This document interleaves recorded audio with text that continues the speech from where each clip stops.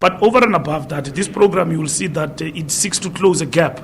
Most of the private schools will not be here because those are the gardens that produce talent for South Africa. These kids have never had that particular opportunity. They are talented, and if you look at the report that was done by Mapungube, particularly for football, it tells a story about the fact that most of the kids who attend football academy, part of the problem that they have is that there is no nutrition. Leave the school, go straight to the academy without food. And that is why when they now play for bigger teams, they suffer from what is this common disease, Achilles tendon, because of the problem that started at the rudimentary level, how they are prepared, how they are basically nurtured and all of that. These kids are not exposed to that. In the school sport championship, we've got the best trainers, but over and above that, they are getting total exposure.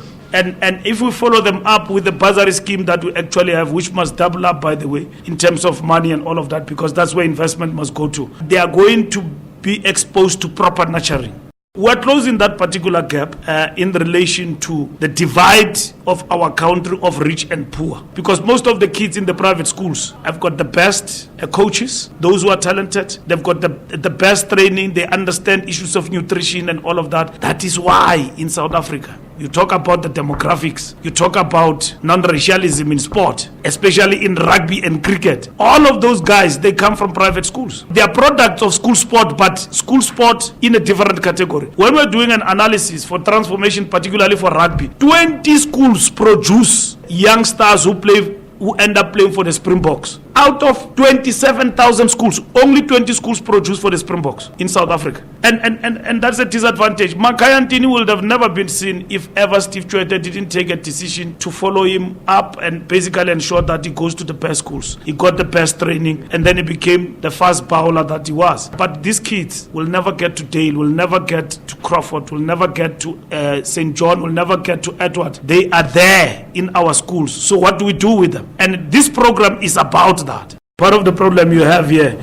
we've got volunteer teachers, and yet in the private schools, the issue now in the day of negotiations for a living wage to train kids at school is not longer like the days of apartheid, that you do it out of the love of knowing football and all of that and train kids. They want extra money and so on. But in this program, teachers have come on board. And the difference here with the private school, every person who does support for school sport training, whatever sporting codes at the level of the private schools, they get paid exorbitant amounts of money because the parents pay. Yeah, there's nobody who pays. We rely on these teachers. But we also equally have a program of the legends that we're going to unleash them to the schools and basically support them. This is one of the programs that we launched just this year. So when our program of school sport takes shape, we want all those legends not only to volunteer their time, but also to take part in our program of training young stars in the different schools in terms of that program. So we've got that program that we have launched this year that we think it will massively take off in the next coming year. There's a lot of progression from these kids because some of them, they've been here during Easter holidays early this year, and unfortunately the new ones, you can see there's a lot of potentials and talent. They want to be part of the soccer. As you can see, South Africa is growing in football, but if they can go back to their local association, local football association, and start registering with the junior divisions, like a man can be the same like women. So if I'm 16 years, I can still play under 15 with the junior division because of my strength, my ability. But as a woman, I'll learn more because I want to beat men, and men will also improve because they don't want to be beaten by a woman. If we can have this continuity of tournament every year, quarterly, you see more Banyana in the Olympics, in the World Cup, from under 17, under 20 and so forth. So for me, I'm very impressed because some of the girls, I have them in the data and I can even remember their faces, that I saw you somewhere and then they were like, yes coach.